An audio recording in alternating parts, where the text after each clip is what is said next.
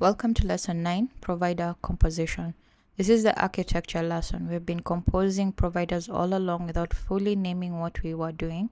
Now we make it explicit how providers watch other providers, what the complete ShopWave dependency graph looks like, why the auth token flows automatically into every API call, and how to build providers that combine multiple sources of state.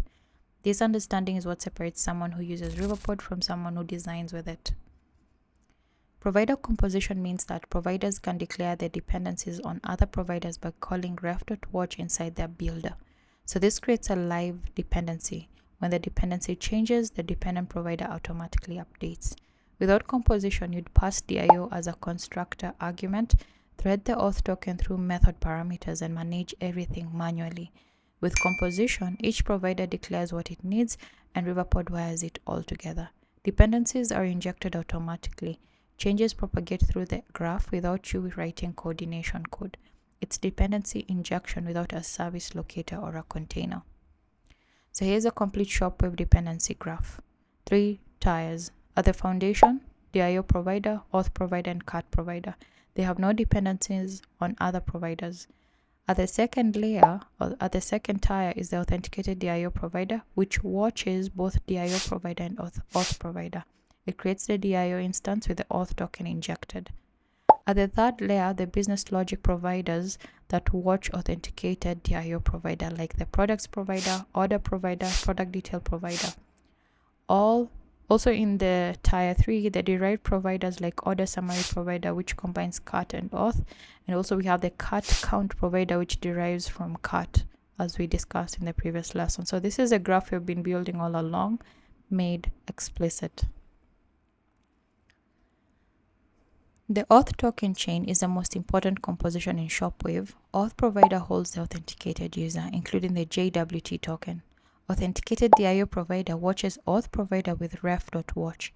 When auth changes, it rebuilds and produces a DIO instance with a new authorization header, or removes the header on logout. Products provider, order provider, and product detail provider all watch authenticated DIO provider. So when the token changes, they all rebuild automatically. Log in once and every API call in the app is authenticated. There's no manual token threading anywhere. So this is composition working at its best. One change propagates through the entire graph without you writing coordination code. The mechanism that makes composition work is ref.watch inside a notifiers build method. When products notifier calls ref.watch passing in the authenticated DIO provider in build method, it creates a dependency link. Riverpod tracks this. Products notifier depends on authenticated DIO provider. So the moment authenticated DIO provider changes, because the user logged in and the token updated, Riverpod knows it needs to rerun products notifier's build method.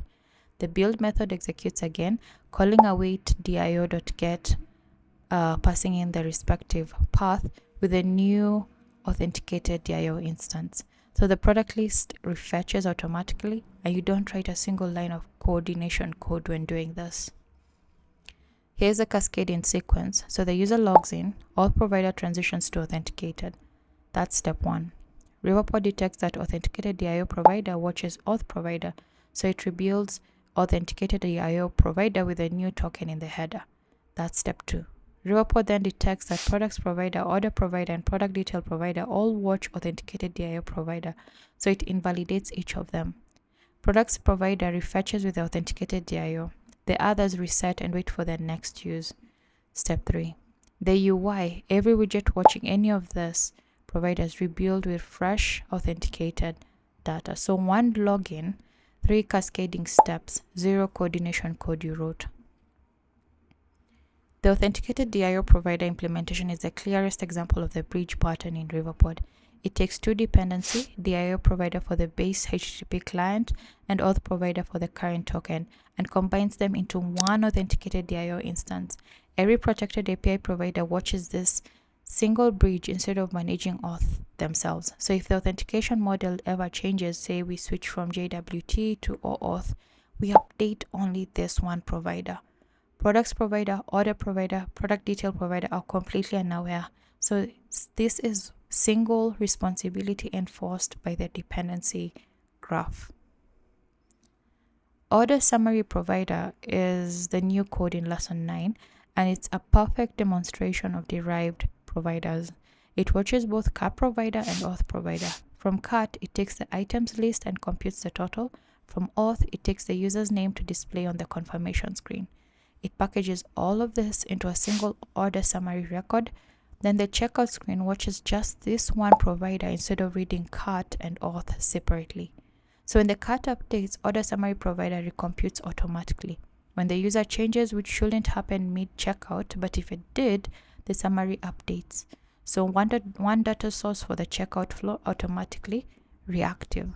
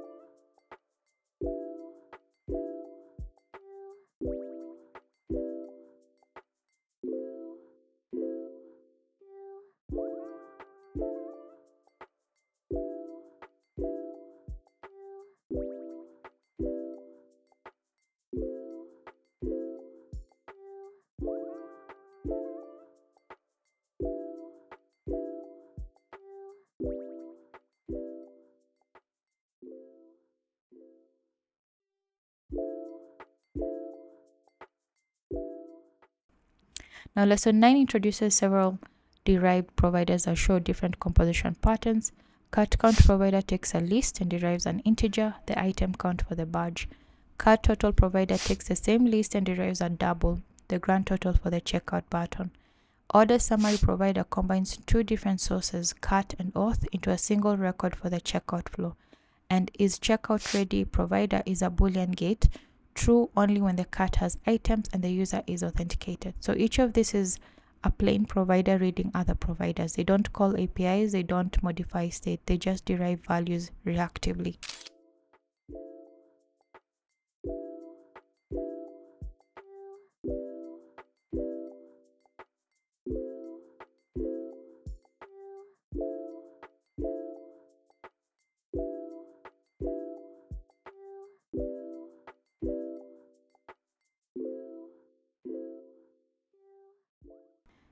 Understanding when reevaluation happens is essential for writing effective or efficient Riverpod code.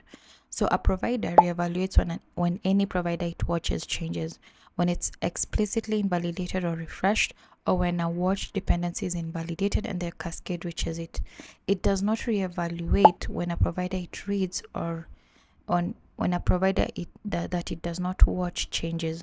So ref.read creates no subscription. It also doesn't reevaluate when an unrelated provider changes anywhere else in the app.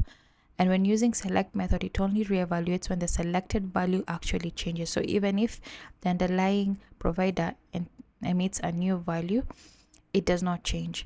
The dependency graph is precise. Only declared dependencies trigger reevaluation. Only declared dependencies. Now, the distinction between ref.watch and ref.read becomes critical in provider composition. In a notifiers build method, we use ref.watch to declare reactive dependencies. When the dependency changes, build method reruns and the full refresh cascade happens. In a notifiers action methods like placeholder, place order method, or add item method, you need to use the ref.read. You want the current value at the moment the action fires. I know we have mentioned this so many times, but the number of times we have repeated this, I'm sure you'll never forget. You don't want place order method to be retriggered every time the auth token refreshes. Actions are point in time operations. Build method is a reactive setup. So this is the same rule from lesson 4, lesson 1, lesson 2. It's applied throughout. So here's the fully annotated ShopWave dependency graph. So let's read it to top to bottom. Infrastructure at the top, we have the DIO provider, auth provider, and the CAP provider. No dependencies, they are the roots. Now the amber arrows show the authentication bridge.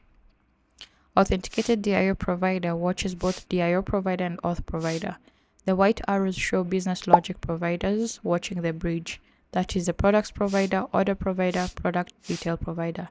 Now the amber arrows pointing to order summary provider shows it watching both auth and cat directly. And at the derived tier, cat count provider, cat total provider, and is checked out ready provider watch.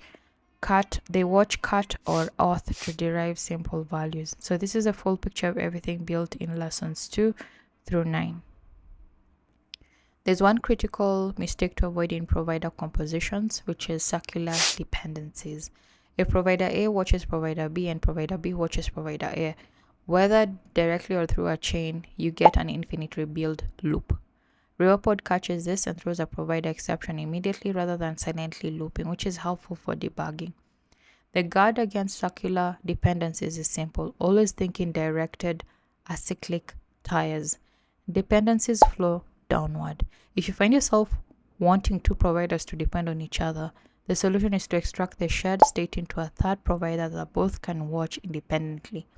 In the ShopWave graph you saw earlier, notice that arrows never go upwards. They always flow from foundation towards business logics towards derived. Now, lesson 9 is the understanding lesson, and now the picture is complete, right? Provider composition means providers declaring their dependencies with ref.watch inside the build method. The ShopWave graph flows in 3 tiers: infrastructure at the top, the auth bridge in the middle, business logic and derived providers at the leaves. One login event cascades automatically through the entire graph. Order summary provider combines cart and auth for the checkout flow. Is checkout ready provider gets the checkout button. The watch in build rule controls what's reactive. So composition is what makes the code testable, and circular dependencies flow in one direction, always downwards. So with this understanding, building orders in lesson 10 is straightforward. Now in lesson 10 we build orders, the checkout flow completing the core shopping experience. Order notifies an async notify provider with a custom place order method, action method that posts to Serverpod's order endpoint. On success, the cart clears via ref.invalidate method and the order appears in the history.